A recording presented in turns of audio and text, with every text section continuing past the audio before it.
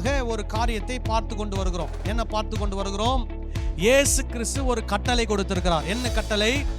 நான் உங்களுக்கு கற்பித்த யாவும் அவர்கள் கை கொள்ளும்படி அவர்களுக்கு என்ன பண்ணுங்கள்? உபதேசம் பண்ணுங்கள். மத்தேயு 28ஆம் அதிகாரம் 18, 19, 20 வசனங்கள்ல இருக்கக்கூடிய வார்த்தை. அப்போ கிறிஸ்துவின் சபையிலே என்ன போதிக்கப்பட வேண்டும்? கிறிஸ்துவின் போதனை, இயேசு கிறிஸ்துவினுடைய உபதேசம் என்ன பண்ணப்பட வேண்டும்? போதிக்கப்பட வேண்டும். அதுதான் இயேசு கொடுத்த கட்டளை. அந்த கட்டளையை செய்யாத எந்த ஊழியரும் இயேசு கிறிஸ்துவினுடைய ஊழியர் அல்ல. அந்த கட்டளையை பின்பற்றாத எந்த சபையும் கிறிஸ்துவின் சபை அல்ல. நான் சொல்றது கரெக்டா தப்பா? அல்லேலூயா. இப்போ நம்ம சில நேரத்தில் நினைப்போம், என்னங்க எல்லாரும் வேத வசனத்திலிருந்து தானேங்க போதிக்கிறாங்க, வேத வசனம் கிறிஸ்துவினுடைய போதனை தானே. அப்படி கிடையாது. இப்போ நீங்க வேத வசனம் எடுத்துக்கிட்டீங்கன்னா முழு பைபிள்ல மத்தேயு, மார்க்கு, லூக்கா, யோவான்ல தான் இயேசு கிறிஸ்து போதித்த போதனைகள் இருக்கிறது. அதே போல பழைய ஏற்பாட்டில் நீங்க எடுத்துக்கிட்டீங்கன்னா ஆதியாகமம், யாத்திராகமம், லேவியராகமம், என்னாகமம், உபாகமம், அதுல தான் ஆண்டவர் கொடுத்த கட்டளைகள் இருக்கிறது. இப்போ ஆண்டவர் கொடுத்த கட்டளைகள், ஆண்டவர் கொடுத்த போதனைகள், அதனுடைய கண்ணோட்டத்துல தான் எல்லாருடைய வாழ்க்கையை நம்ம என்ன பண்ண பார்க்கணும்? ஆராய்ந்து பார்க்க வேண்டும். இப்போ உதாரணம் எடுத்துக்கோங்க, ஆபிரகாமுடைய வாழ்க்கை. இப்போ ஆபிரகாமுடைய வாழ்க்கை எப்படி இருந்தது? ஆண்டவருக்கு பிரியமா இருந்ததா அப்படின்றத எப்படி தெரிஞ்சுக்கிறதுனா, இயேசு கிறிஸ்துவினுடைய போதனையின் கண்ணோட்டத்தில் என்ன பண்ண வேண்டும்? அதை நாம் தெரிந்து கொள்ள வேண்டும். நான் சொல்றது விளங்குதா? சாமுவேலுடைய வாழ்க்கை எப்படி இருந்தது? இயேசு கிறிஸ்துவினுடைய போதனையின் கண்ணோட்டத்தில் பார்க்க வேண்டும். தாவீதுனுடைய வாழ்க்கை எப்படி இருந்தது? இயேசு கிறிஸ்துவினுடைய போதனையின் கண்ணோட்டத்தில் பார்க்க வேண்டும். உங்களுக்கு ஏற்கனவே நான் சொல்லியிருக்கிறேன், முன்னேறுகிற வெளிப்பாடு. முன்னேறுகிற வெளிப்பாடு என்ன? ஆதாமுக்கும் ஏவாளுக்கும் ஆண்டவர் தன்னை வெளிப்படுத்தினார். எப்படி வெளிப்படுத்தினார்னா 100க்கு 100% தான் யார் என்பதை ஆதாமுக்கும் ஏவாளுக்கும் ஆண்டவர் வெளிப்படுத்தினார். ஆனா அவங்க ஆண்டவருடைய வார்த்தைக்கு கீழ்ப்படியாமல் போனதுனால அதுக்கப்புறமா வந்தவங்களுக்கெல்லாம் வெளிப்பாடு கொஞ்சம் கொஞ்சமா தான் என்ன பண்ணப்படுகிறது? கொடுக்கப்படுகிறது. அதுக்கப்புறம் நீங்க பாத்தீங்கன்னா ஆபிரகாம், மோசே, அதுக்கப்புறம் தீர்க்கதரிசிகள். இப்போ ஆபிரகாமுக்கு இருந்த வெளிப்பாடை விட மோசேக்கு இருந்த வெளிப்பாடு அதிகம். புரியுதா? ஆபிரகாமுக்கு கர்த்தரை பற்றி இருந்த வெளிப்பாடை விட மோசேக்கு கர்த்தரை பற்றிய வெளிப்பாடு அதிகம். மோசேக்கு கர்த்தரை பற்றி இருந்த வெளிப்பாடை விட தீர்க்கதரிசிகளுக்கு கர்த்தரை பற்றி இருந்த வெளிப்பாடு அதிகம். இப்படியே அதிகரிச்சுட்டே வருது. எங்க வந்து ஃபுல் ஸ்டாப் ஆகுது அப்படின்னா இயேசு கிறிஸ்துவில். அல்லேலூயா. இயேசு கிறிஸ்து இந்த பூமிக்கு வந்தார், கடவுள் மனிதனாக வந்தார். அப்போ 100க்கு 100% கடவுள் யார் என்பது யார் மூலமாக தெரிகிறது? இயேசு மூலமாக தெரிகிறது. அப்போ கடவுள் யார், எப்படிப்பட்டவர், அவருடைய குணம் எப்படிப்பட்டது என்பதை யார் மூலமாக தெரிந்து கொள்ள முடியும்? இயேசு மூலமாக. கடவுள் என்ன விரும்புகிறார், தேவன் என்ன விரும்புகிறார், கர்த்தர் என்ன விரும்புகிறார் என்பதை எதன் மூலமாக தெரிந்து கொள்ள முடியும்? இயேசு கிறிஸ்துவினுடைய போதனையின் மூலமாக தெரிந்து கொள்ள முடியும். அல்லேலூயா. ஒரு ஆமென் சொல்லலாமா? அல்லேலூயா. அதனாலதான் இயேசு கிறிஸ்துவினுடைய போதனை நமக்கு ரொம்ப ரொம்ப முக்கியமானது. அல்லேலூயா. இப்போ யோவான் சொல்றாரு, குமாரனை உடையவன் பிதாவை உடையவன். அல்லேலூயா. குமாரனை உடையவன் பரிசுத்த ஆவியை உடையவன். இயேசு கிறிஸ்துவினுடைய போதனை நீங்க யோவான்ல வாசி பார்த்தீங்கன்னா இயேசு சொல்வாரு, பிதாவே நீர் என்னெல்லாம் என்ன இந்த பூமியில கற்றுக் கொடுக்க சொன்னீரோ அவை எல்லாவற்றையும் நான் என்ன பண்ணி விட்டேன்? கற்றுக் கொடுத்து விட்டேன். அப்போ இயேசு கற்றுக் கொடுத்தது என்ன போதனை? பிதாவின் போதனை. அப்புறம் இயேசு ஆவியானவரை பத்தி சொல்றாரு, பரிசுத்த ஆவி நான் கற்றுக் கொடுத்ததை உங்களுக்கு என்ன பண்ணுவார்? ஞாபகப்படுத்துவார். அப்போ இயேசு கற்றுக் கொடுத்த போதனையில எந்த போதனை வந்துருச்சு? பிதாவின் போதனை வந்துருச்சு, பரிசுத்தாவின் போதனை வந்துருச்சு. ஆகவே இயேசு கிறிஸ்துவின் போதனை திருத்துவ தெய்வத்தின் போதனை. ஆமென் சொல்லலாமா? அல்லேலூயா. அதனாலதான் இயேசுனுடைய போதனைக்குள்ள நிற்போம், இயேசுனுடைய போதனையை தெரிஞ்சுக்குவோம், அதன்படி நடப்போம் அப்படின்னு உங்களுக்கு என்ன பண்ணிட்டு இருக்கிறோம்? சொல்லி கொண்டு வருகிறோம். அல்லேலூயா. அதுல ஒன்றை தான் நம்ம என்ன பண்ணோம்? போன வாரம் பார்த்தோம். மத்தேயு 7ஆம் அதிகாரம் 13ஆம் வசனத்திலிருந்து நாம் பார்த்தோம். மத்தேயு 7ஆம் அதிகாரம் 13ஆம் வசனம். இப்ப முதல்ல 13, 14 வாசிப்போம். இடுக்கமான வாசல் வழியாய் உட்பிரவேசியுங்கள். சோ இயேசு என்ன சொல்றாரு? எந்த வாசல் வழியா போணுமா? இடுக்கமான வாசல் வழியா என்ன பண்ணுங்கள்? உட்பிரவேசியுங்கள். இதுல ஒரு கட்டளை மறைந்திருக்கிறது. என்ன கட்டளை? உங்க விருப்பமானா போங்க, விருப்பம் இல்லைன்னா போகாதீங்க அப்படின்னு அவர் சொல்ல விரும்பல. அவர் என்ன சொல்றார் நம்மளை பார்த்து? இடுக்கமான வாசல் வழியா போங்க அப்படின்றார். அப்புறம் கேட்டுக்கு போகிற வாசல் விரிவும் வழி விசாலமுமாய் இருக்கிறது. அதின் வழியாய் பிரவேசிக்கிறவர்கள் அநேகர்.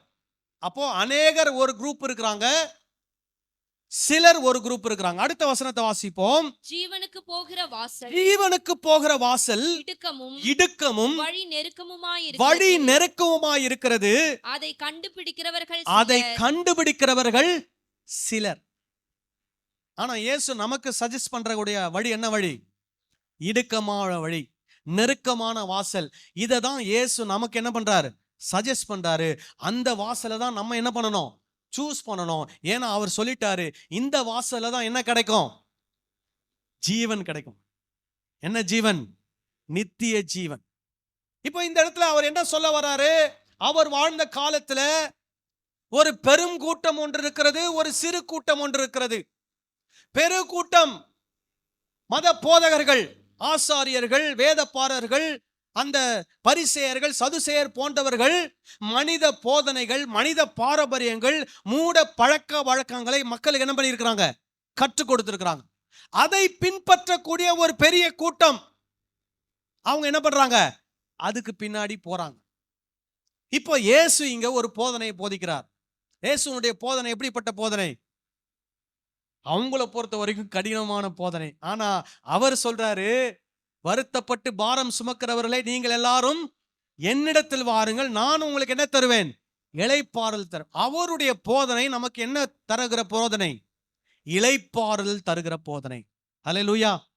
அப்போ இயேசு கிறிஸ்துவனுடைய போதனையை பின்பற்ற கூட்டம் சிலர், கொஞ்சம் 12 பேர், ஒரு 500 பேர், அல்லது ஒரு 120 பேர், இந்த மாதிரி ஒரு கூட்டம்.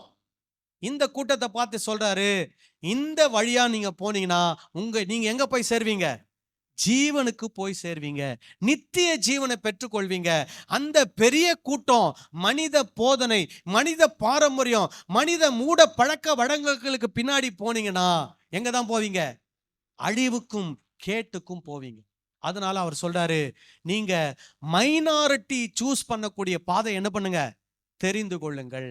மெஜாரிட்டி போற பாதைக்கு பின்னாடி என்ன பண்ணாதீங்க? போகாதீங்க. இப்போ ரீசெண்டா இன்ஸ்டாகிராம்ல ஒரு வீடியோ ரொம்ப பிரபலமாயிருக்கு. தெரியுமா உங்களுக்கு? பென்குயின் கேள்விப்பட்டிருக்கிறீங்களா? அது ஐஸ் இருக்கக்கூடிய ஒரு பிரதேசத்துல வாடக்கூடியது. அதுல எத்தனையோ வருஷத்துக்கு முன்னாடி ஒரு சயின்டிஸ்ட் என்ன பண்ணியிருக்கிறார்? பென்குயின்களை பத்தி படிப்பு ஆராய்ச்சி பண்ணியிருக்கிறார். ஆராய்ச்சி பண்ணும்போது பொதுவா பென்குயினுடைய போக்கு எப்படின்னு கேட்டீங்கன்னா, கூட்டமா தான் போகும். சரியா? அப்போ அங்க ஒரு கூட்டமான பென்குயின் இருக்குது. அப்போ அந்த கூட்டம்லாம் என்ன பண்ணுது? ஒரே டைரக்ஷன்ல போகுது. ஒரே டைரக்ஷன் எல்லாம் போகும்போது ஒருத்தர் மட்டும் நிக்கிறாரு. இந்த சயின்டிஸ்டுக்கு ஒன்றும் புரியல, ஏன் இந்த ஒண்ணு மட்டும் நிக்குது அப்படின்னு. அந்த ஒண்ணு நிக்கிறது அந்த கூட்டம் போற பக்கம் போகாம அது ஆப்போசிட் டைரக்ஷன்ல போகுது. ஆப்போசிட் டைரக்ஷன்ல பாத்தீங்கன்னா ஃபுல்லா ஐஸ், மலை. இப்போ இந்த கூட்டத்தோடு போச்சுன்னா கொஞ்சம் தூரத்துல கடல் இருக்குது. கடல்ல போய் நீந்தும். கடல்ல இருக்கக்கூடிய மீனை என்ன பண்ணும்? சாப்பிடும். அது உயிர் வாழும். ஆனா ஆப்போசிட் டைரக்ஷன்ல போச்சுன்னா அதுக்கு என்ன கிடைக்காது? உணவு கிடைக்காது. அது என்ன ஆகலாம்? செத்து போகலாம். ஆனா அது என்ன பண்ணுது தெரியுமா? அந்த பக்கம் தான் போகுது. கிட்டத்தட்ட 70 கிலோமீட்டர் நடந்து போதாம். அதுக்கப்புறம் பார்த்தீங்கன்னா இன்னும் நிறைய இடங்கள் இருக்குது. அது தாண்டி போச்சா போலையா அதெல்லாம் அவங்களுக்கு தெரியல. ஆனா அது ஒன்று மட்டும் திரும்பி ஆப்போசிட் டைரக்ஷன்ல போகுது.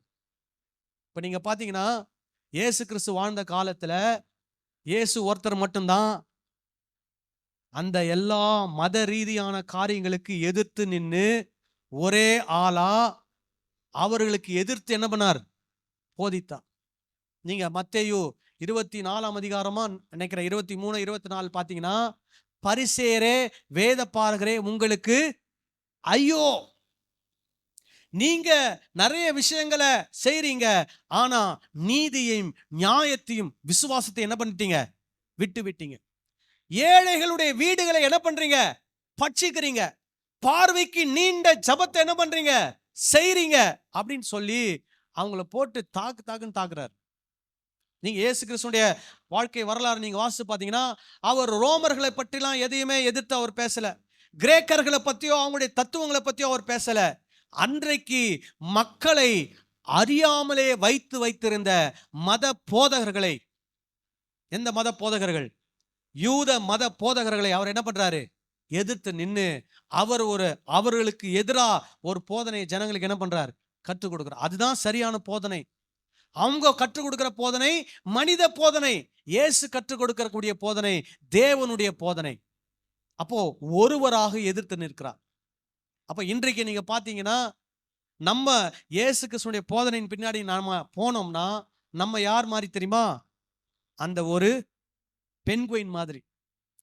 நீங்க ஒரு உலகத்துல பேசி பாருங்க, எல்லாரும் ஒரு பக்கமா போவாங்க. எந்த பக்கம்?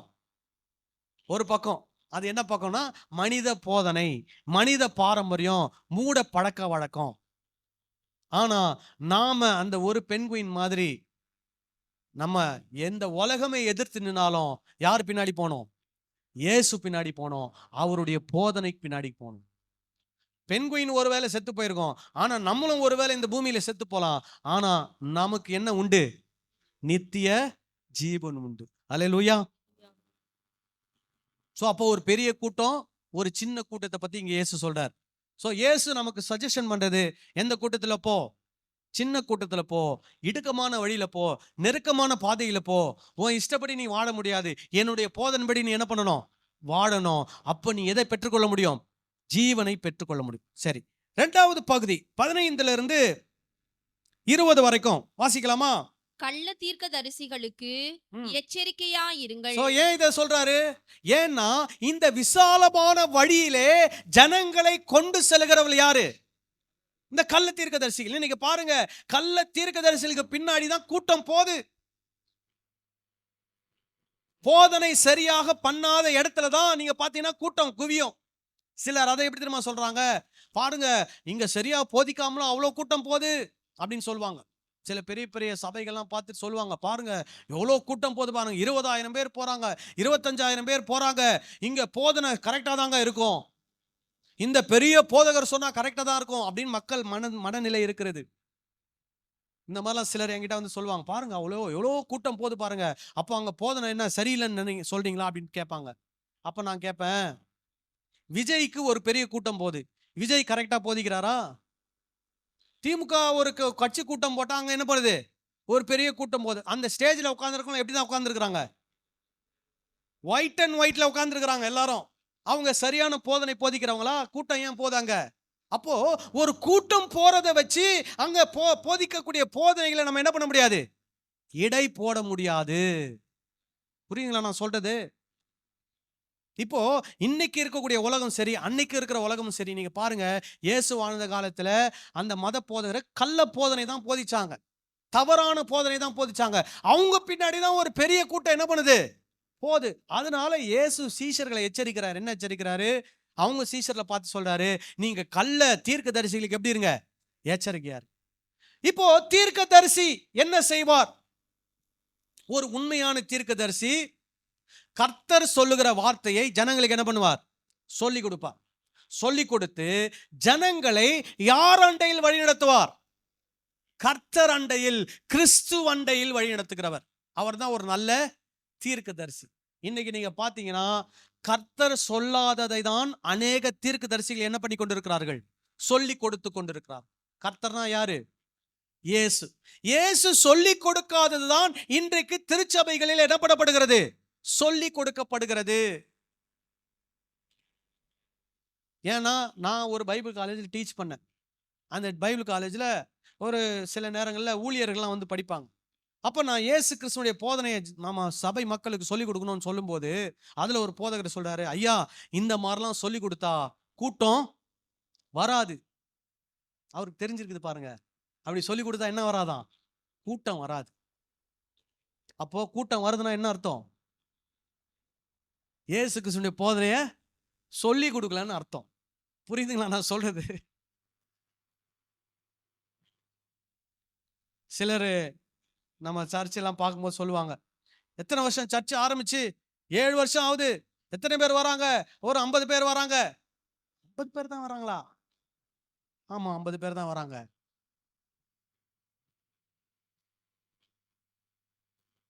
எனக்கு கள்ள போதனை போதிக்க தெரியாதுன்னு நினைக்கிறீங்களா? சொல்லுங்க. சென்னையில இருக்கிற எல்லாரை விட பயங்கரமா போதிக்க தெரியும் எனக்கு. யார் யாருக்கெல்லாம் எப்படி எப்படிலாம் போதிச்சா அவங்க கிட்ட இருந்து எப்படி இப்படிலாம் காரியங்களை பெற்றுக்கொள்ள முடியும்னு தெரியும். பவுல் சொல்றாரு, நான் மனிதனை பிரியப்படுத்தினான் யாருடைய ஊழியக்காரன் அல்ல, கர்த்தருடைய ஊழியக்காரன் அல்ல. நான் தேவனை பிரியப்படுத்தினால் கிறிஸ்துவனுடைய ஊழியக்காரனா என்ன பண்ணுகிறேன்? இருக்கிறேன். அல்லேலூயா. அப்போ சில நேரங்கள்ல இந்த போதனை எப்படி இருக்கும்? நமக்கு கஷ்டமா இருக்கும். ஆனா இன்னைக்கு கள்ள தீர்க்கதரிசிகள் என்ன பண்றாங்கன்னா, மக்களுக்கு ஏற்றாற் போல பேசி மக்கள் என்ன பண்ணி கொண்டிருக்கிறார்கள்? தவறான திசையிலே தங்கள் பக்கத்துல என்ன பண்ணி கொண்டிருக்கிறார்கள்? இழுத்து கொண்டு போய் கொண்டிருக்கிறார்கள். அதனால இயேசு சொல்றாரு, கள்ள தீர்க்கதரிசிகளுக்கு எப்படி இருங்க? எச்சரிக்கையா இருங்க. அப்புறம் பாருங்க, அவர்கள் ஆட்டுத்தோலை போர்த்துக்கொண்டு ஆட்டுத்தோலை போர்த்து கொண்டு பார்க்கறதுக்கு எப்படி இருப்பாங்க? ஆடு மாதிரி ரொம்ப சாதுவா இருப்பாங்க. இயேசு கிறிஸ்துவுடைய போட்டோ ஒன்று இருக்கும், பார்த்துருக்கிறீங்களா? அப்படி ஒரு கையை வச்சுட்டு அப்படியே சாதுவா இருக்கும். அந்த மாதிரி கள்ள தீர்க்கதரிசிகள் இருப்பாங்களாம். பார்க்கறதுக்கு எப்படி இருப்பாங்க? ஆடு மாதிரி சாதுவா இருப்பாங்க. ஆனா பாருங்க, அவர்கள் ஆட்டுத்தோலை போர்த்துக்கொண்டு ஆ, உங்களிடத்தில் வருவார்கள். உள்ளத்திலோ உள்ளத்திலோ அவர்கள் பட்சிக்கிற ஓநாய்கள். பட்சிக்கிற ஓநாய்கள். இப்போ ஓநாயுடைய மைண்ட் எப்படி இருக்கும்னு நினைக்கிறீங்க? ஒரு ஆடு கூட்டத்துல ஓநாய் வந்து ஆடு தோலை போத்திட்டு வருது. ஓநாயுடைய மனம் என்ன என்ன நினைப்புல வருது? நம்மளும் ஆடு போல மாறிடுவோன்னு வருதா? சொல்லுங்க. ஆட்டை அடிச்சு என்ன பண்ணணும்? சாப்பிடணும். அதுதான் அதனுடைய எண்ணம். அப்போ கள்ள தீர்க்கதரிசிகள் கள்ள போதகர்களுடைய எண்ணம் என்னன்னா, அவங்களுடைய வயிறு நிரம்பணும், அவங்களுக்கு தேவையானது கிடைக்கணும். யாரை பத்தி கவலை இல்லை. நம்பி வந்த ஒரு 50 பேரை பத்தியோ அவங்க போதனை கேட்க வந்திருக்கிற 100 பேரை பத்தியோ அவங்களுக்கு என்ன இல்லை? கவலை இல்லை. ஆனா இயேசு சொல்றாரு, நானே நல்ல மேய்ப்பன் என்னுடைய ஆடுகளுக்காக என்ன கொடுத்திருக்கிறேன்? ஜீவனையே கொடுத்திருக்கிறேன். அப்போ இயேசு இந்த வார்த்தைகளை சொல்லி எச்சரிக்கிறார். கள்ள தீர்க்கதரிசியுடைய நோக்கம் நாம் நல்லா இருக்க வேண்டும் என்பதல்ல, அவர்கள் நல்லா இருக்கணும். அதுக்காக நம்ம என்ன பண்ணுவாங்க? தியாகம் பண்ணிடுவாங்க. நம்மளை தியாகம் பண்ணி அவங்க எப்படி இருப்பாங்க? நல்லா இருப்பாங்க. ஆனா உண்மையான தீர்க்கதரிசி தன்னை தியாகம் பண்ணி நம்ம என்ன பண்ணுவார்? நல்லா வாழ வைப்போம். அல்லேலூயா. அப்புறம் பாருங்க, அவர்களுடைய கனிகளினாலே அவர்களை அறிவீர்கள். முட்செடிகளில் திராட்சை பழங்களையும் முட்பூண்டுகளில் அத்தி பழங்களையும் பறிக்கிறார்களா? அப்படியே நல்ல மரமெல்லாம் நல்ல கனிகளை கொடுக்கும், கெட்ட மரமோ கெட்ட கனிகளை கொடுக்கும். நல்ல மரம் கெட்ட கனிகளை கொடுக்க மாட்டாது, கெட்ட மரம் நல்ல கனிகளை கொடுக்க மாட்டாது. எல்லாம் வெட்டுண்டு அக்கினியிலே போடப்படும்.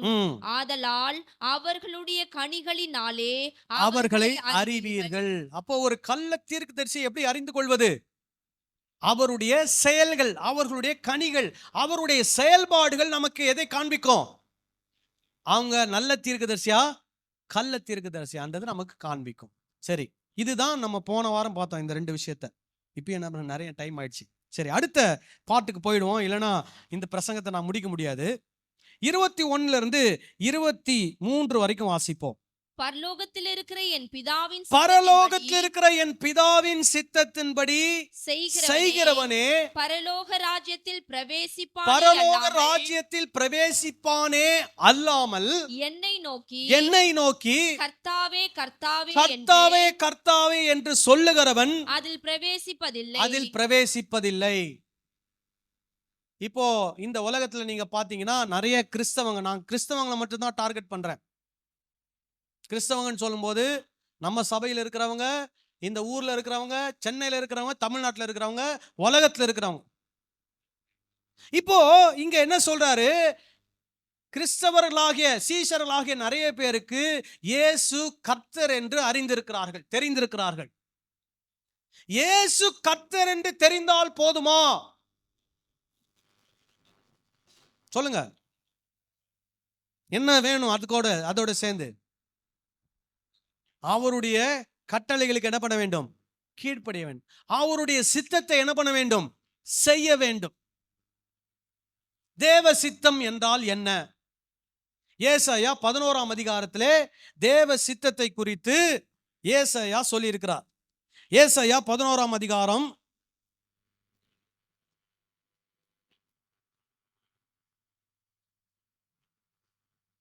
9வது வசனத்தை வாசிக்கலாமா?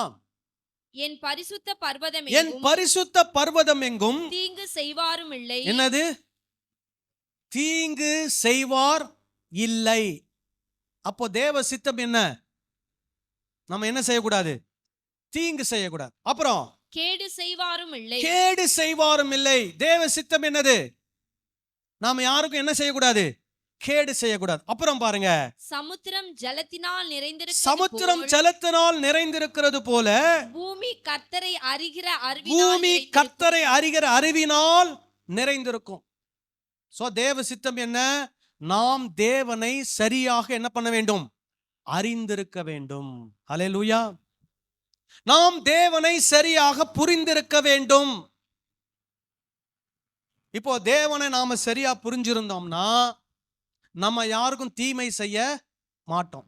நாம் தேவனை சரியாக புரிந்திருந்தோமானால் நாம் யாருக்கும் கேடு செய்ய மாட்டோம்.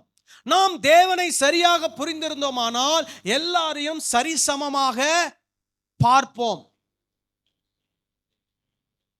இன்னைக்கு நீங்க பாருங்க, இன்னைக்கு இந்த உலகத்துல, நம்ம தமிழ்நாட்டுல, இந்தியாவுல மக்களை சரிசமமாவே என்ன பண்றதில்ல? பார்க்கறதில்ல. இப்போ நீங்க பாத்தீங்கன்னா ஒரு ஜாதி என்று ஒன்று இருக்கிறது தமிழ்நாட்டில். இந்த ஜாதியின் அடிப்படையிலே மக்களை என்ன பண்றாங்க? பிளவுபடுத்துகிறார்கள். இப்ப இந்த ஜாதியை கொண்டு வந்தது எந்த காரியத்தை வச்சு கொண்டு வந்திருக்கிறாங்கன்னா, அவங்க கொண்டு வந்தவங்க என்ன சொல்றாங்கன்னா, எங்களுடைய கடவுள் இப்படிதான் மனிதனை என்ன பண்ணியிருக்கிறார்? படைத்திருக்கிறார். அப்போ விக்கிரக ஆராதனையின் விளைவாக என்ன நடக்குது? அந்த சமுதாயத்துல ஒரு தீமை நடைபெறுகிறது. ஏன்னா அவங்க என்ன நினைக்கிறாங்கன்னா, நாங்க தான் மேல இருக்கணும், மீதி எல்லாரும் எங்க இருக்கணும்? கீழே இருக்கணும். அதுக்கு யார் பேரை பயன்படுத்துறாங்க?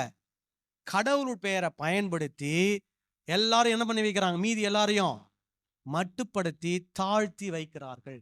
ஏன்னா உண்மையான கடவுளை அவங்க கரெக்டா புரிஞ்சிருந்தாங்கன்னா அவங்க யாரையுமே என்ன பண்ண மாட்டாங்க? தாழ்வானவர்களா நினைக்க மாட்டாங்க. இன்றைக்கு எடுத்துக்கோங்க, கிறிஸ்தவத்துல கர்த்தரை தெரியும், இயேசுவை தெரியும்னு சொல்லக்கூடிய அநேகர் இருக்கிறாங்க.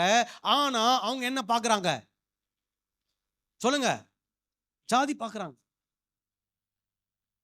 அதுவும் ஜாதி பார்க்கறாங்கன்னா நான் எந்த கண்ணோட்டத்துல சொல்றேன்னா, தீமையான கண்ணோட்டத்துல சொல்றேன். அதாவது நாங்கள் தான் உயர்ந்தவர்கள், மற்றவர்கள் எங்களை விட தாழ்ந்தவர்கள் என்று நினைக்கிறார்கள். அப்பனா வேதத்தில் உள்ள கடவுளை அவர்கள் சரியாக என்ன பண்ணவில்லை? சொல்லுங்க, புரிந்து கொள்ளவில்லை. கலாத்தியர்ல பவுல் ஒரு இடத்துல சொல்றாரு, கிறிஸ்துவுக்குள்ள நீங்க வந்துட்டீங்கன்னா நீங்க எல்லாம் யாரு? கிறிஸ்துவுடையவர்கள், தேவனுடைய பிள்ளைகள். இப்போ நம்ம எல்லாரும் தேவனுடைய பிள்ளைகள் அப்படின்னு வேத வசனம் சொல்லும் போது நம்ம ஒருத்தருக்கு ஒருத்தர் கீழானவங்க மேலானவங்க சொல்ல முடியுமா? ஒரே குடும்பத்துல 5 பிள்ளைங்க இருக்கிறாங்கன்னு வச்சுக்கோங்க. அந்த 5 பிள்ளைங்க மேலானவங்க கீழானவங்க அந்த குடும்பத்துல பெற்றோர் பார்த்தாங்கன்னா அந்த பெற்றோர் எப்படிப்பட்டவர்கள்? சொல்லுங்க. அப்போ ஒரு குடும்பத்திலே நம்ம அந்த மாதிரி பார்க்கறது இல்ல. அப்போ வேத வசனம் நமக்கு என்ன போதிக்கிறது? நம்ம வசனத்தையே வாசிக்கிறோமே, அப்பதான் நமக்கு புரியும். சில நேரத்துல வசனத்தை வாசிக்கலைன்னா நாம சொல்லிட்டு போனா அது புரியாது. கலாத்தியர் 3ஆம் அதிகாரம் 27, 28, 29 வாசிங்க. சரி, இல்ல 27, 28 மட்டும் வாசிங்க. ஏனெனில் உங்களில் கிறிஸ்துவுக்குள்ளாக சாரி இருங்க, 26ல இருந்து வாசிங்க. நீங்கள் எல்லாரும் கிறிஸ்து இயேசுவை பற்றும் விசுவாசத்தினால் தேவனுடைய புத்திரராய் இருக்கிறீர்களே. நீங்க எல்லாரும்னா என்ன அர்த்தம்? நீங்க எல்லாரும்னா என்ன அர்த்தம்? சபையால உட்கார்ந்து இருக்கிற எல்லாரும், இயேசு கிறிஸ்துவை கடவுள் என்று ஏற்றுக்கொண்டிருக்கிற எல்லாரும் யாரா மாறுறோம்? தேவ பிள்ளைகளா மாறுறோம். ஓகேவா? அப்புறம் பாருங்க. ஏனெனில் உங்களில் கிறிஸ்துவுக்குள்ளாக ஞானஸ்நானம் பெற்றவர்கள் எத்தனை பேர்களோ அத்தனை பேர்களும் கிறிஸ்துவை தரித்து கொண்டீர்களே. இப்ப நம்ம யாரை தரித்திருக்கிறோம்? கிறிஸ்துவை தரித்திருக்கிறோம். அப்போ நம்ம இன்னொருத்தரை பார்க்கும்போது அவர் யாரை தரித்திருக்கிறார்? அவர் நம்மளை பார்க்கும்போது நம்ம யாரை தரித்திருக்கிறோம்? கிறிஸ்துவை. அப்போ இங்க இருக்கிறவங்க யாரை தரித்திருக்கிறோம்? கிறிஸ்துவை தரித்திருக்கிறோம். அப்போ இதுல நாடார் கிறிஸ்து, முதலியார் கிறிஸ்து, செட்டியார் கிறிஸ்து அப்படின்லாம் இருக்கிறாரா கிறிஸ்து? சொல்லுங்க சொல்லுங்க. இல்ல. இப்போ நான் மற்றவங்களை பார்க்கும்போது யாரை தான் பார்க்குறேன்? கிறிஸ்துவை தான் பார்க்குறேன். அவங்க என்ன பார்க்கும்போது யாரை பார்க்கணும்? கிறிஸ்துவை தான் பார்க்கணுமே தவிர என்னை எப்படி அடையாளப்படுத்தக்கூடாது? ஒரு ஜாதியை வைத்தோ, படிப்பை வைத்தோ, அழகை வைத்தோ, உயரத்தை வைத்தோ, என்னுடைய உடையை வைத்தோ அவங்க என்ன பண்ணக்கூடாது? இடை போடக்கூடாது. அப்போதான் நம்ம ஆண்டவரை அறிஞ்சிக்க வேண்டிய விதத்துல என்ன பண்ணியிருக்கிறோம்? அறிஞ்சிருக்கிறோம்.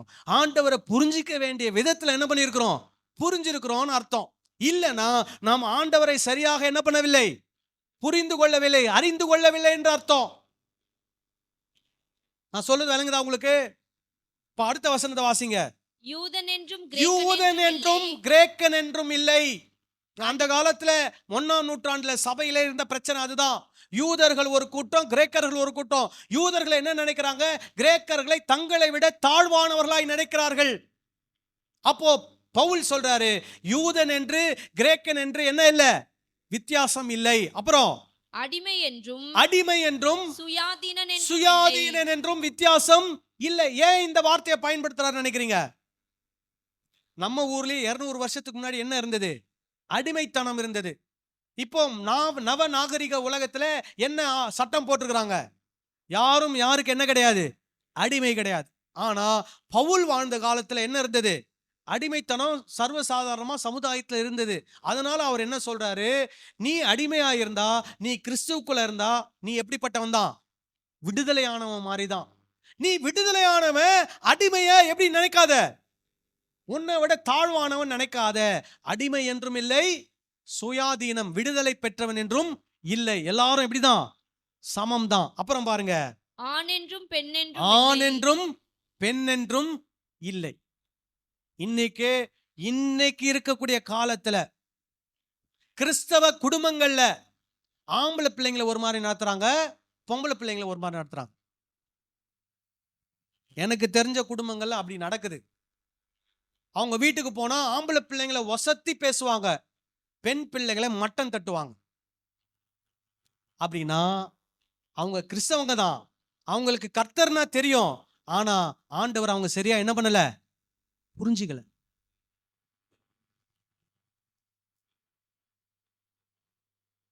கிறிஸ்துவுக்குள் ஆண் என்றும் இல்லை, பெண் என்றும் இல்லை. எல்லாரும் என்னவா இருக்கிறோம்? எல்லாரும், நீங்கள் எல்லாரும் கிறிஸ்து இயேசுவுக்குள் ஒன்றாயிருக்கிறீர்கள். அல்லேலூயா. அப்போ இன்றைக்கு கிறிஸ்தவத்துக்குள்ள இவ்வளவு பாகுபாடுகள், இவ்வளவு பிரச்சனைகள், இவ்வளவு ஒதுக்கங்கள், ஏற்றங்கள், தாழ்வுகள், இதெல்லாம் கிறிஸ்தவ சமுதாயத்திலையும் கிறிஸ்தவ குடும்பத்திலையும் இருக்குது அப்படின்னா என்ன அர்த்தம்? அவங்க கர்த்தாவே கர்த்தாவேன்னு சொல்றாங்க, ஆனா யாருடைய சித்தத்தை செய்யல? கர்த்தருடைய சித்தத்தை அவங்க என்ன பண்ணல? செய்யல.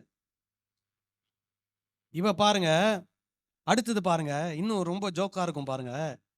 அந்த மத்தேயு 7:22 இருந்து வாசிங்க. அந்நாளில் அந்நாளில் அநேகர் என்னை நோக்கி கர்த்தாவே கர்த்தாவே கர்த்தாவே கர்த்தாவே அப்படின்னா ஏற்கனவே சொல்லிட்டாரு, கர்த்தாவே கர்த்தாவேன்னு சொல்றாங்க, ஆனா என் சித்தத்தை என்ன பண்ணல? செய்யல. அந்த குரூப்பை பத்தி தான் சொல்றாரு. அப்போ அவங்க என்ன பண்ணுவாங்களாம்? கர்த்தாவே கர்த்தாவே உமது நாமத்தினாலே தீர்க்க தரிசனம் உரைத்தோம் அல்லவா? சோ அப்போ யார் நாமத்தினால் தீர்க்க தரிசனம் சொல்றாங்க? இயேசுவின் நாமத்தினால சொல்றாங்க. ஆனா அவங்க இயேசுவை சரியா என்ன பண்ணல? புரிஞ்சிக்கல. அவருடைய சித்தம் என்னன்றது தெரியல. ஆனா இயேசுவின் நாமத்தினால என்ன சொல்றாங்க? தீர்க்க தரிசனம் சொல்றாங்க. முதல்ல. இரண்டாவது, உமது நாமத்தினாலே பிசாசுகளை துரத்தினோம். இன்னைக்கு அடுத்தது வாசிடுவோம், அதுக்கப்புறம் சொல்றேன். உமது நாமத்தினாலே அநேக அற்புதங்களை செய்தோம் அல்லவா? இன்னைக்கு கிறிஸ்தவ கூட்டம், பெரும் கூட்டம் எதுக்கு பின்னாடி தெரியுமா ஓடுது? எதுக்கு பின்னாடி ஓடுது? தீர்க்க தரிசனம், அப்புறம் பிசாசு துரத்துற இடம், அப்புறம் அற்புதம் நடக்கிற இடம்.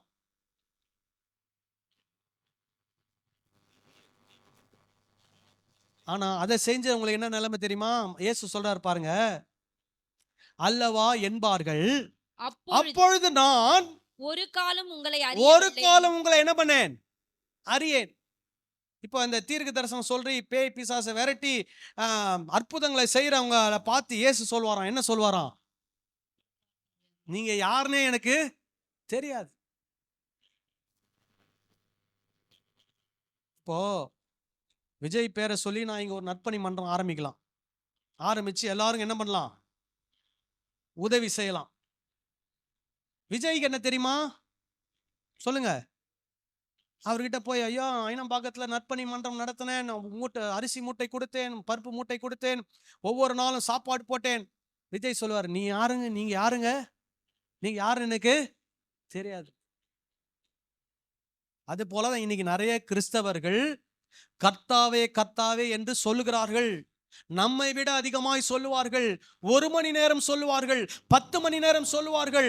எப்போ பார்த்தாலும் சோத்திரம் சோத்திரம் வாங்க, எப்போ பார்த்தாலும் இயேசு கிறிஸ்துவின் ரத்தம் ஜெயன்னு சொல்லுவாங்க. ஆனா தேவ சித்தம் அப்படின்னா என்னன்னு அவங்களுக்கு தெரியாது. தேவ சித்தம் என்ன? எல்லாரும் சமம், எல்லாரும் எப்படி வாழணும்? இணக்கமா வாழணும். எல்லாரும் தேவனை அறிகிற அறிவில என்ன பண்ண வேண்டும்? வளர வேண்டும். தேவனை அறிகிற அறிவில வளர்றதுதான் தேவ சித்தம். இன்றைக்கு ஒரு தீர்க்க தரிசனம் சொல்றது மூலமா எத்தனை பேர் தேவனை அறிகிற அறிவில வளர்றாங்க? ஒரு பிசாசு துரத்துறது மூலமா எத்தனை பேர் தேவனை அறிகிற அறிவில வளர்றாங்க? ஒரு அற்புதம் நடக்கிறது மூலமா எத்தனை பேர் தேவனை அறிகிற அறிவில வளர்றாங்க? சொல்லுங்க. இன்னைக்கு இருக்கக்கூடிய கிறிஸ்தவ உலகத்துல பாவம்னா என்னன்னே தெரியல, பரிசுத்தனா என்னன்னு தெரியல. நிறைய பேர் நினைச்சுக்கிறாங்க, வெள்ளை சட்டை போட்டா என்ன ஆயிடுது? பரிசுத்தம். முக்காடு போட்டா பரிசுத்தம், நகையை கழட்டிட்டா பரிசுத்தம், கொலுசை கழட்டிட்டா பரிசுத்தம், பூ வைக்காம இருந்தா பரிசுத்தம். அது கிறிஸ்தவத்துல இருக்கக்கூடிய போதனைகள், மனித போதனைகள். ஆனா ஆண்டவர் பரிசுத்தனா என்ன சொல்லியிருக்கிறாரு? சொல்லுங்களேன். நன்மை செய்யணும், என்ன செய்யக்கூடாது? தீமை செய்யக்கூடாது. அதுதான் பரிசுத்தம். இன்னைக்கு இந்த டெஃபினிஷனை கிறிஸ்தவங்க கரெக்டா புரிஞ்சிருந்தாங்கன்னா என்ன செய்வாங்க? கிறிஸ்தவங்க இந்த சமுதாயத்துல நன்மை செய்யறவங்களா இருப்பாங்க. இந்த சமுதாயத்துல யாருக்கு என்ன செய்ய மாட்டாங்க? தீமை செய்ய மாட்டாங்க. அப்போ இன்னைக்கு பெரும் கூட்டம் எதுக்கு பின்னாடி ஓடுது? எதுக்கு பின்னாடி ஓடுது? தீர்க்க தரிசனம். ஒரு பெருங்கூட்டம் எதுக்கு பின்னாடி ஓடுது? பிசாசுகளை துரத்துறாங்க. ஒரு பெருங்கூட்டம் எதுக்கு பின்னாடி ஓடுது? அற்புதம் நடக்குதுன்னு ஓடுது. பழைய ஏற்பாட்டுல கூட ஒரு இடத்துல ஆண்டவர் சொல்றாரு, உபாகமம் 13ஆம் அதிகாரம் நினைக்கிறேன் 13ஆம் அதிகாரம் எடுத்துக்கோம். பழைய ஏற்பாட்டிலேயே சொல்லிட்டார் ஆண்டவர். ஆனா இன்னும் நம்ம மக்களுக்கு வந்து அது மண்டையில என்ன பண்ண மாட்டுது, ஏற மாட்டுது. 13:1 வாசிப்போம். உங்களுக்குள்ளே ஒரு தீர்க்கதரிசி ஆகிலும் சொப்பனக்காரனாகிலும் எழும்பி நீங்கள் அறியாத வேறே தேவர்களை பின்பற்றி அவர்களை சேவிப்போம் வாருங்கள் என்று சொல்லி உங்களுக்கு ஒரு அடையாளத்தையும் அற்புதத்தையும் காண்பிப்பேன் என்று குறிப்பாய் சொன்னாலும் அவன் சொன்ன அடையாளமும் அற்புதமும் நடந்தாலும் அந்த தீர்க்கதரிசி ஆகிலும் அந்த சொப்பனக்காரன் ஆகிலும் சொல்லுகிறவைகளை கேளாதிருப்பீர்களாக. தீர்க்க தரிசனம் சொன்னாலும் அற்புதங்கள் நடந்தாலும் பிசாசுகள் துரத்தப்பட்டாலும் அந்த நபர் இயேசு கிறிஸ்துடைய போதனையை தவிர்த்து வேற எந்த போதனையை சொன்னாலும் அதை என்ன பண்ணக்கூடாது, சொல்லுங்க, கேட்க கூடாது. அங்க அற்புதமே நடக்கும். ஏன் அற்புதம் நடக்கும்னு நினைக்கிறீங்க? இயேசுவின் நாமத்தை சொன்னா என்ன நடக்கும்? அற்புதம் நடக்கும். இப்ப நீங்க பேதுரு கூட அற்புதம் செய்யறார். அப்போ அவர்கிட்ட எல்லாரும் வந்து கேட்கறாங்க, எப்படி இந்த அற்புதம் நடந்தது? பேதுரு சொல்றாரு, என்னுடைய சுய பக்தியினாலாவது சுய சக்தியினாலாவது இதை என்ன பண்ணவில்லை, செய்யவில்லை. ஆனா இன்னைக்கு ஊழியக்காரங்க என்ன வேஷம் போடுறாங்க தெரியுமா? அவங்க ரொம்ப பக்தியா இருக்கனால தான் அற்புதம் நடக்குதுன்னு ஒரு வேஷம் போடுறாங்க. யாரு எவ்வளவு பெரிய பக்திமானா இருந்தாலும் ஆண்டவர் சித்தம் கொண்டால் தான் என்ன நடக்கும்? அற்புதம் நடக்கும். யாருடைய எந்த மனிதனுடைய சரீரத்துல என்ன கிடையாது, சக்தி கிடையாது. சக்தி யார்கிட்ட இருக்குது? தேவன் இடத்துல இருக்குது. அப்போ ஒரு அற்புதம் நடக்கணும், அதை செய்யறது யாரு? ஆண்டவர் செய்யறார். ஆண்டவருடைய நாமத்தை சொல்றதுனால என்ன நடக்குது? அற்புதம் நடக்குது. அற்புதத்தை பார்த்த உடனே அந்த ஊழியக்காரர் சொல்லுகிற உபதேசம் கரெக்ட்னு என்ன பண்ண முடியாது, எடுத்துக்க முடியாது. அதனால்தான் ஆண்டவர் சொல்றாரு, இவங்க அற்புதம் செய்யறாங்க, தீர்க்க தரிசனம் உரைக்கிறாங்க, பிசாசை துறக்கிறாங்க, ஆனா என்னுடைய சித்தத்தை என்ன பண்ணல, செயல் என்ன அவங்க அறிந்து கொள்ளவில்லை. அதனால அவங்க யாருன்னு எனக்கு தெரியாது. மத்தேயு 7:23 அப்பொழுது நான் ஒரு காலமும் உங்களை அறியேன். அக்கிரம செய்கைக்காரரே. என்ன செய்காரரா? என்ன செய்காரரு? நீங்க உடனே கேட்க கூடாது, ஐயோ தீர்க்க தரிசனம் சொன்னா அக்கிரமமா, பிசாசு விரட்டினா அக்கிரமமா, அற்புதம் செஞ்சா அக்கிரமமா? ஆமா. ஏன்னா அவங்க தேவனை சரியாக என்ன பண்ணவில்லை, அறிந்திருக்கவில்லை. தேவ சித்தத்தை என்ன பண்ணவில்லை, செய்யவில்லை. ஆகவே அவர்கள் செய்யக்கூடிய ஒவ்வொன்றும் என்னதான், அக்கிரமம் தான். அவங்க கர்த்தாவே கூப்பிடுவாங்க. ஆனா ஆண்டவருடைய பார்வையில் அவங்க யாரு? அக்கிரமக்கார். அந்த அக்கிரமக்காரருக்கு பின்னாடி போனீங்கன்னா பெரும் கூட்டத்துல நீங்களும் ஒருத்தரா இருப்பீங்க. ஆனா எங்க போகுது அந்த கூட்டம்? கேட்டுக்கு போகுது. அடுத்து வாசிப்போம் 24. ஆகையால். சரி, இது ரொம்ப முக்கியம். எப்போ நீங்க வசனத்தை வாசிக்கும் போது ஆகையால் வந்தா என்ன அர்த்தம்? மேல சொன்னதெல்லாம் சேர்த்து வச்சு என்ன பண்றாரு, முடிக்கிறார், ரவுண்ட் பண்ணி முடிக்கிறார். இப்போ எதெல்லாம் சொல்லியிருக்கிறார் இயேசு? 2 வழியை பத்தி சொல்லியிருக்கிறார், மெஜாரிட்டி மைனாரிட்டி. நீ வந்து இடுக்கமான வாசல் என்ன பண்ணு, தெரிந்து கொள் சொல்லிட்டார். அப்புறம் என்ன சொல்றாரு? கள்ள தீர்க்கதரிசி சொல்லிட்டாரு, நல்ல தீர்க்கதரிசி.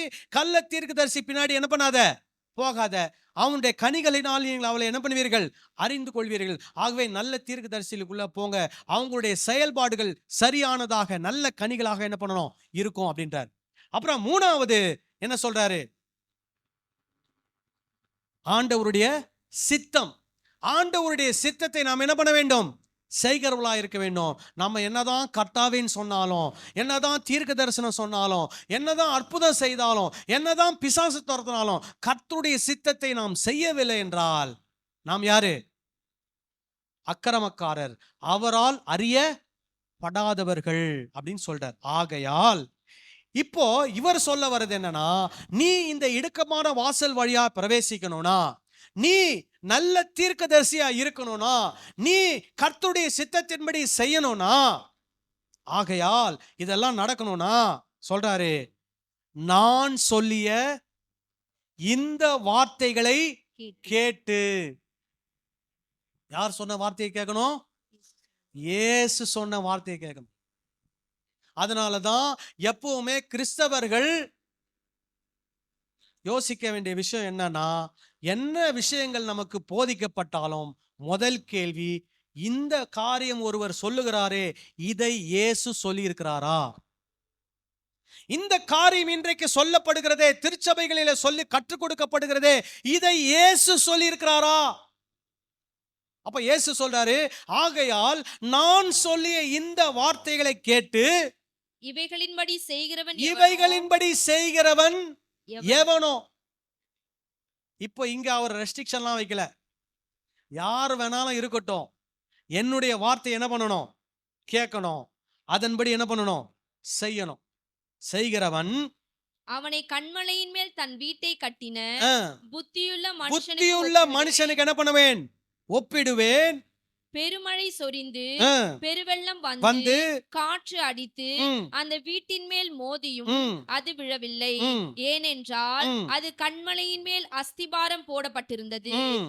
நான் சொல்லிய இந்த வார்த்தைகளை கேட்டு கேட்டு இவைகளின்படி இவைகளின்படி செய்யாதிருக்கிறவன் எவனோ?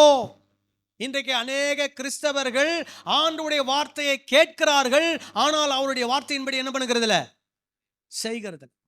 அவங்க என்ன தெரியுமா சொல்லுவாங்க?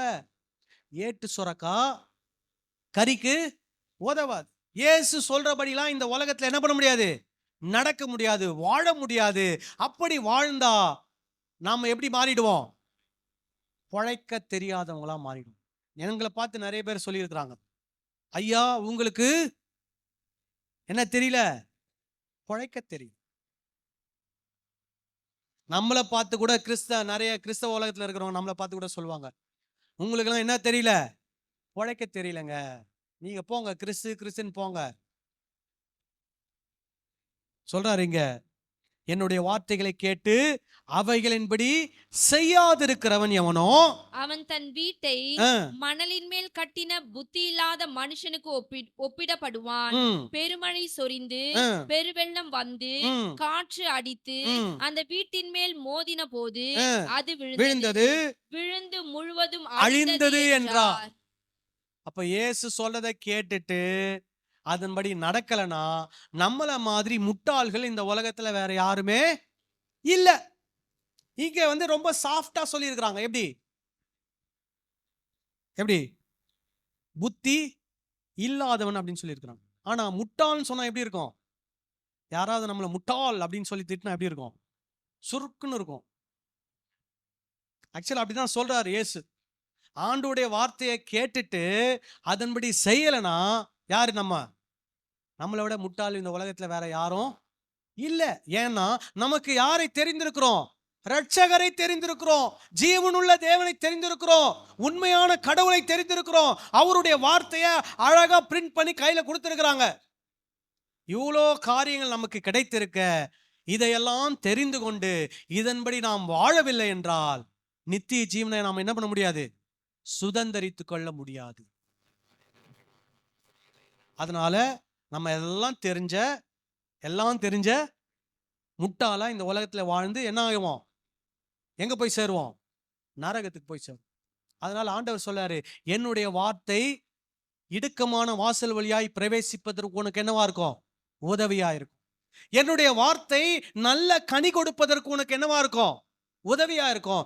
என்னுடைய வார்த்தை என்னுடைய சித்தம் என்ன என்பதை தெரிந்து கொள்ள உனக்கு என்னவா இருக்கும்? உதவியா இருக்கும். ஆகவே என் வார்த்தையை நீ என்ன பண்ணு? ஏற்றுக்கொள். அதன்படி என்ன பண்ணு? செய். அப்பொழுது இடுக்கமான வாசல் வழியாய் உன்னால் என்ன பண்ண முடியும்? பிரவேசிக்க முடியும். நெருக்கமான வழியாய் உன்னால் என்ன பண்ண முடியும்? நடக்க முடியும். நல்ல கனி உன்னால் என்ன பண்ண முடியும்? கொடுக்க முடியும். என்னுடைய சித்தத்தை அறிந்து இந்த உலகத்துல என்ன பண்ண முடியும்? வாழ முடியும். நித்திய ஜீவனை என்ன பண்ண முடியும்? பெற்றுக்கொள்ள முடியும். அப்ப எது நமக்கு ரொம்ப ரொம்ப முக்கியம்? சொல்லுங்க. இயேசு கிறிஸ்துனுடைய போதனை, அவருடைய வார்த்தை நமக்கு முக்கியம். ஏன் இதை மறுபடியும் நான் சொல்லிட்டு வரேன்னா, ஏன்னா ஏற்கனவே நமக்கு நிறைய விஷயத்த சொல்லி நம்ம மண்டையை என்ன பண்ணி வச்சிருக்கிறாங்க? குழப்பி வச்சிருக்கிறாங்க. அதனால மறுபடியும் என்ன சொல்லுவாங்க? அடி மேல அடி அடிச்சா அம்மியும் நகரும். இப்போ அதை மாத்திட்டாங்க. அடி மேல அடி அடிச்சா மம்மியும் நகருமா. அந்த மாதிரி இத சொல்ல சொல்ல சொல்லதான் நீங்க என்ன ஆவீங்க? எங்க வருவீங்க? இயேசு கிறிஸ்துவுடைய போதனைக்குள்ள வருவீங்க. ஆண்டவர் என்ன சொல்லியிருக்கார்? இயேசு என்ன சொல்லியிருக்கிறார்? இந்த உலகத்துல மக்கள் நிறைய விஷயங்களை சொல்லலாம். நீங்க கேட்க வேண்டிய ஒரே ஒரு கேள்வி, இயேசு என்ன சொல்லியிருக்கிறார் இத பத்தி? புரியுதுங்களா நான் சொல்றது? அப்போ இயேசு எங்களுக்கு என்ன சொல்றாரா? நான் உங்களுக்கு கட்டளையிட்ட யாவையும் அவர்கள் கைக்கொள்ளும்படி அவர்களுக்கு என்ன பண்ணுங்கள்? உபதேசம் பண்ணுங்கள். அப்போ நான் உங்களுக்கு சொல்லிட்டேன், நீங்க தான் இனிமேல் அதுக்கு என்னவா மாறுறீங்க? பொறுப்பாளராய் மாறுகிறீர்கள். உங்கள் கரங்களில் என்ன இருக்கிறது? வேத வசனம் இருக்கிறது. ஒவ்வொரு நாளும் என்ன பண்ணணும்? வேத வசனத்தை வாசிக்கணும். அதுவும் குறிப்பா மத்தேயு, மார்க்கு, லூக்கா, யோவான் மறுபடியும் என்ன பண்ணுங்க? வாசிங்க. முதல்ல எதுல தருவாங்க? இயேசு என்ன போதிக்கிறாருன்றதுல என்ன ஆகுங்க? தருவாங்க. அதுக்கப்புறமா மத்ததெல்லாம் வாசிங்க. நான் எதையும் ஒதுக்குங்கன்னு சொல்லல. இயேசு கிறிஸ்துவின் போதனையில தரோவாயிட்டு மீதி எல்லாத்தையும் வாசிங்களேன். உங்களுக்கு ரொம்ப வேத வசனம் ரொம்ப சிம்பிளா தெரிஞ்சிடும். ஆண்டவர் என்ன எதிர்பார்க்கிறார், நான் என்ன செய்யணும். சொல்றது விளங்குதா உங்களுக்கு? எல்லாரும் ஜெபம் பண்ணலாமா? எல்லாரும் கண்களை மூடி நாம் ஜெபம் செய்வோம். எல்லாரும் எழுந்து நிற்போம்.